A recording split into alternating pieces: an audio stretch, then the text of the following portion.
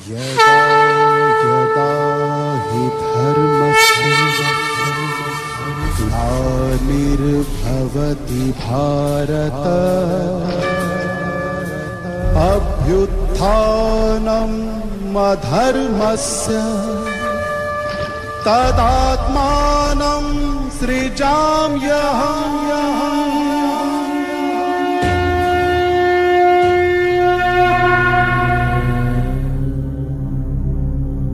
गीता में वर्णित इस प्रसिद्ध श्लोक में भगवान कहते हैं कि जब जब भारत में धर्म की अतिग्लानि हुई, अधर्म बढ़ा, तब तब धर्म की पुनर्स्थापना करने के लिए परमात्मा ने इस धरा पर अवतरण लिया है।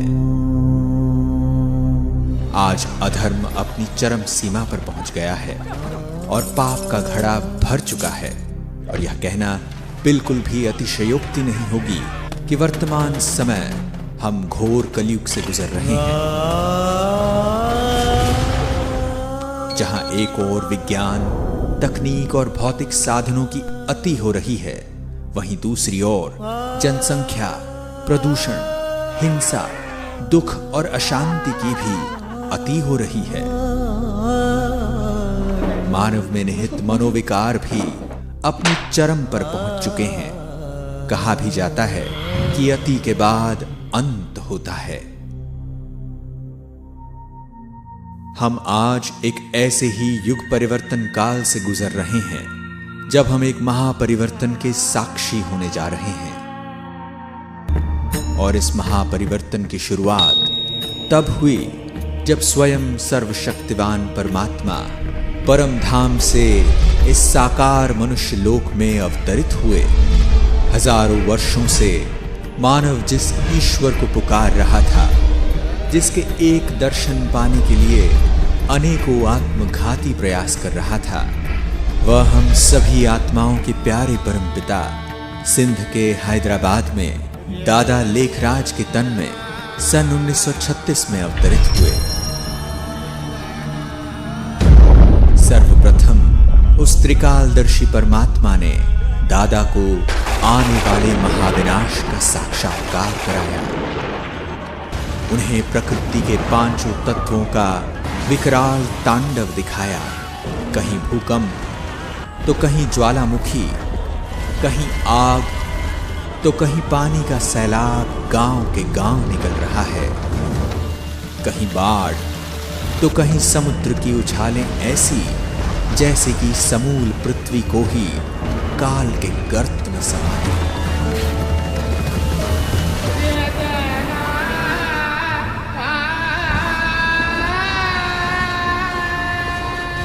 साथ ही उन्हें कत्लेआम का मंजर भी दिखा, जहां सारे विश्व के महायुद्ध में विध्वंसकारी हथियारों द्वारा नरसंहार दिखा,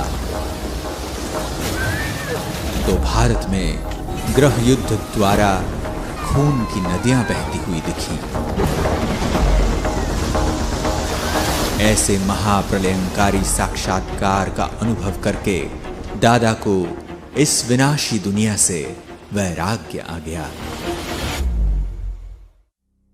तत्पश्चात परमात्मा ने उन्हें कलयुगी सृष्टि के महाविनाश के बाद आने वाली स्वर्णिम सतयुगी सृष्टि का भी दिव्य साक्षात्कार कराया, जिसमें उन्हें एक अति मनभावन दुनिया का नजारा दिखा। एक ऐसी दुनिया जहां चारों ओर सुख, शांति और पवित्रता थी। एक ओर जहां प्रकृति अपने संपूर्ण सतोप्रधान स्वरूप में थी, वहीं सभी मानव भी सर्वगुण संपन्न देवता स्वरूप में विचरण कर रहे थे। सर्व प्राणियों में भी प्रेम और सद्भाव की भावना थी। उस दुनिया में श्री लक्ष्मी और श्री नारायण का राज्य था। उस सर्व सुख से संपन्न युग में एक राज्य, एक धर्म और एक भाषा होने के कारण हर कोई सुखी और समृद्ध था।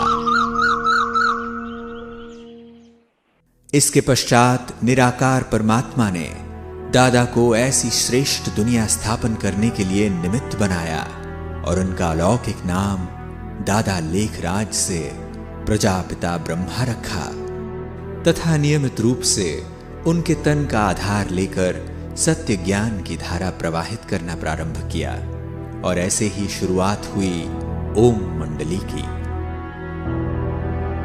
यहां आने वालों में अनेकों को दिव्य साक्षात्कार होने लगे और धीरे धीरे यह ओम मंडली पूरे हैदराबाद में विख्यात हो गई। इस पूरे संगठन ने 14 वर्षों तक गहन तपस्या की और 1950 में ओम मंडली पाकिस्तान से भारत में आबू पर्वत पर स्थानांतरित हुई तथा ओम मंडली नाम को परिवर्तन कर प्रजापिता ब्रह्मा कुमारी ईश्वरीय विश्वविद्यालय रखा गया। ज्ञान, योग, धारणा, सेवा द्वारा प्रभु प्यार में पल रही शिव शक्तियों ने धीरे धीरे भारत और विश्व में अलग अलग स्थानों पर सेवा शुरू की। सन 1969 में ब्रह्मा बाबा अपनी संपूर्ण अवस्था को प्राप्त कर अव्यक्त हो गए, परंतु परमात्मा द्वारा स्थापित किया गया यह अविनाशी यज्ञ आगे बढ़ता ही गया और आज सारे विश्व में फैल चुका है। 8 दशक पूर्व परमात्मा ने ब्रह्मा बाबा को भविष्य में होने वाले महापरिवर्तन के जो नजारे दिखाए थे वे आज हमें साक्षात देखने को मिल रहे हैं। आज हम बारूद के ढेर पर बैठे हैं।